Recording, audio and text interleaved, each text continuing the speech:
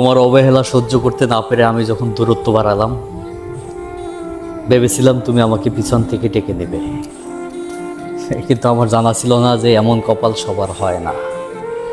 আর তুমি ডাকবেই বা কীভাবে? তুমি তো আমাকে ভালোই বাসা না।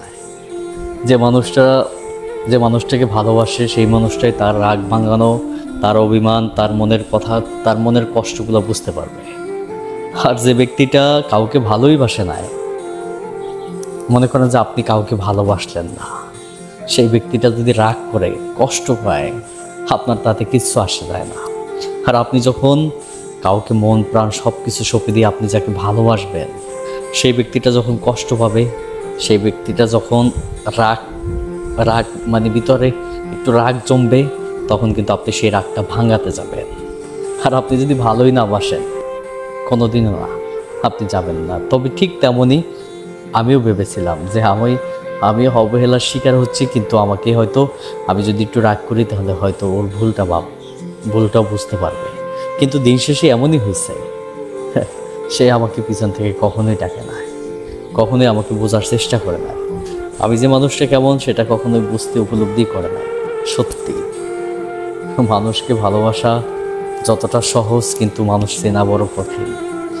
মানুষকে ভালোবাসা যতটাই সহজ, কিন্তু মানুষের মনের মনুষ্যত্ব চেনা ততটাই কঠিন। কারণ হচ্ছে আপনি যখনই ভালোবাসবেন কাউকে, তার মন মানসিকতা যখন আপনি না বুঝতে পারবেন, তখনই আপনি কষ্ট পাবেন। আগে বুঝতে হবে যে সেই ব্যক্তিটাও আপনার জন্য কাঁদে কিনা, সেই ব্যক্তিটা আপনাকে মন থেকে ভালোবাসে কিনা। এটা যদি আপনি বুঝতে পারেন, তাহলে হয়তো আপনার ভালোবাসায় পূর্ণতা পাবে এবং আপনার জীবনে একটা শ্রেষ্ঠ একটা মানুষ পাবেন। আর আপনি যদি সেই কাজটা, সেই চেনাটা আপনি যদি ভুল করেন, তাহলে আপনার জীবনটা আসলে সব থেকে বড় নিকৃষ্ট কষ্টের একটা জীবন হয়ে দাঁড়াবে। এটাই সত্য। ওই যে বললাম না যে আসলে যদি আমাকে ভালোই বাসতো, সেই ব্যক্তি আমাকে ডেকে নিত, সেই ব্যক্তি আমার কষ্টগুলো বুঝতে পারত। ওই তো বুঝে নাই। তবে আমি হয়তো কতটাই বোকা ছিলাম, তাই না? আমি তার এই পাগলের মতো ভালোবেসে গেছিলাম। আমি বুঝতে পারিনি যে তার ভিতরে, মনের ভিতরে সব কিছু মিথ্যা ভালোবাসায় জর্জরিত ছিল। আমার এটা কখনো মাথায় আসে না। সত্যি এইরকম ভুল কখনোই করবেন না।